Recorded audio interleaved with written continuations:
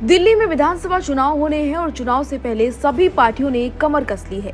एक तरफ बीजेपी लगातार चुनावी मैदान में डटी हुई है, वहीं दूसरी तरफ आम आदमी पार्टी दिल्ली में फिर से सत्ता पाने के लिए लगातार जुगत में लगी हुई है।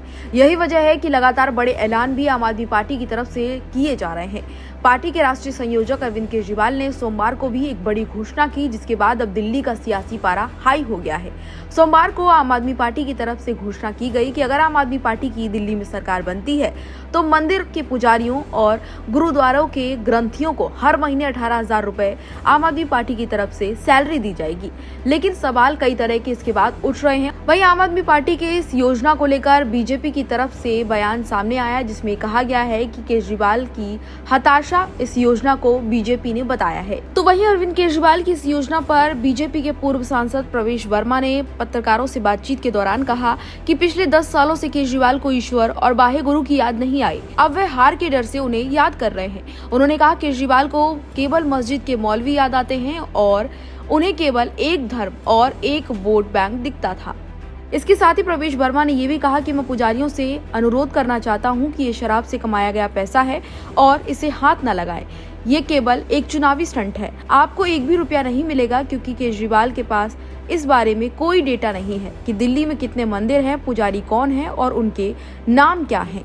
दिल्ली विधानसभा चुनावों का हालांकि अभी ऐलान नहीं हुआ है, लेकिन हर राजनीतिक पार्टियों ने अपने वायदे वोटरों से करना शुरू कर दिए हैं। हालांकि ये वायदे कितने खरे निकलेंगे ये तो बाद में ही पता चलेगा। जहां आम आदमी पार्टियों को अब पुजारी और ग्रंथियों की याद आ रही है, उन्होंने कहा कि वो जो है चुनाव के बाद पुजारी और ग्रंथियों को 18,000 पुजारी ग्रंथी सम्मान योजना देंगे।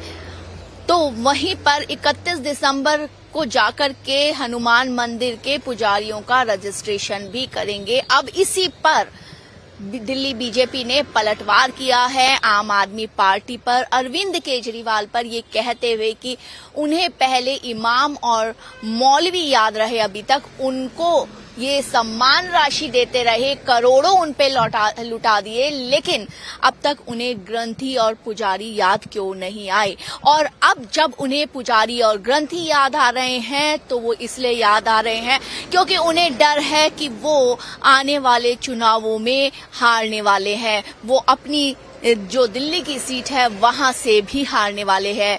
जो बीजेपी नेता प्रवेश वर्मा है, जो उन्हीं की सीट से लड़ सकते हैं, जो अभी तक जानकारी मिल रही है नई दिल्ली सीट से लड़ सकते हैं, उनको टक्कर दे सकते हैं। उन्होंने ये चुनौती दी है अरविंद केजरीवाल को कि वो अपनी सीट छोड़कर ना भागे, क्योंकि वो जिस तरीके के चुनावी वायदे कर रहे हैं उन वायदों को देख करके लगता है कि उन्हें हारने का डर है। और इसी पे जहां पुजारियों और ग्रंथियों को सम्मान राशि देने की बात है, उस पर बीजेपी ने पलटवार करते हुए कहा है कि बीजेपी ये वाला मुद्दा अरविंद केजरीवाल की सरकार के वक्त बहुत पहले से उठाती आई है। इसके लिए हाई कोर्ट में पिटीशन भी डाली हुई है और अभी जल्द ही उसकी दूसरी सुनवाई भी होगी। ऐसे में अरविंद केजरीवाल को ये डर है कि वो जवाब इसका कैसे देंगे और कहीं आने वाले चुनावों में भी ये मुद्दा जो है ना बन जाए। बीजेपी ने ये भी घोषणा की, खास तौर से बीजेपी के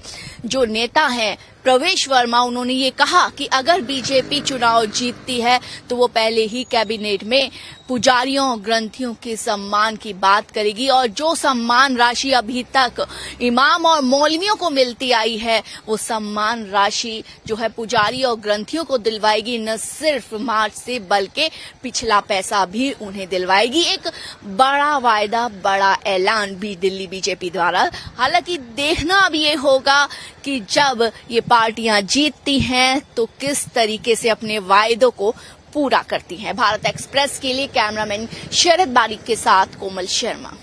तो ऐसे में एक योजना जो अरविंद केजरीवाल की तरफ से कल ही घोषित की गई, उस पर अब एक बार फिर से राजनीति देखने को मिल रही है और दिल्ली का सियासी पारा इस योजना की वजह से एक बार फिर से हाई हो गया है। हालांकि दिल्ली में होने वाले चुनाव से पहले इस तरह के नज़ारे अक्सर हमें देखने को मिलेंगे कि पार्टियों की तरफ से अपनी पार्टी को मजबूत करने के लिए चुनावी ऐलान किए जा रहे हैं और एक दूसरे पर पलटवार किए जा रहे हैं। लेकिन आप इस पूरे मामले को किस तरीके से देखते हैं, अरविंद केजरीवाल को लेकर और इस योजना को लेकर आपका क्या कहना है? अपनी राय कमेंट बॉक्स में जरूर बताएं। इसी तरह की तमाम और खबरों के लिए देखते रहिए भारत एक्सप्रेस।